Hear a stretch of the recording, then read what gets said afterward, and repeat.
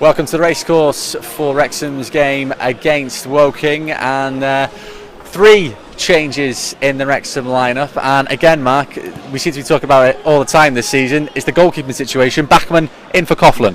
Yeah, I mean, like I said before the last match, I think Wilkin really fancies Bachmann as a keeper. I wondered whether he would keep Coughlin in after his mistake, which might sound counterintuitive, but the fact of the matter is, after making one error, if you then get dropped, what does that do to your confidence? So I think Wilkin may have had a bit of a management issue on his hands, but ultimately you've got to be hard-nosed. If you fancy one keeper more than the other, you've got to give him a game, and I think that's what he's done today.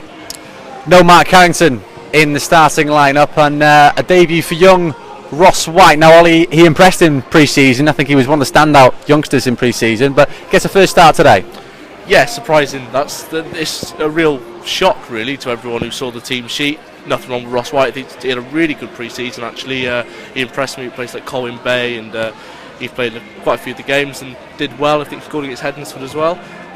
But Mark Carrington really dropped. It's a real shock, obviously. He's had a decent few first 5 games, I think. And yeah, it'd be interesting to see how Ross White gets on, because he's got a real name to live up to if he can get a challenge Carrington for that spot. Another youngster in the middle as well. Rob Evans comes in for Jay Harris, struggling with an injury today.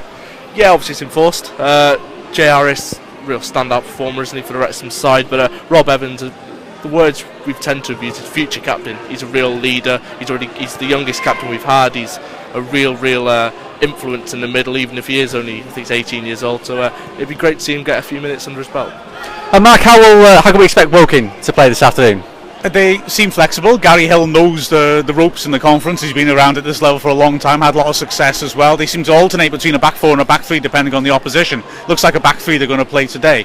But they're full of goals as well at the moment. I'll be interested to see Scott Rendell, who's a really good signing for them, and see just what he's like, testing Blaine Hudson out, testing White out at the back, as he's another striker, player who really knows what it takes to score goals and succeed at this level.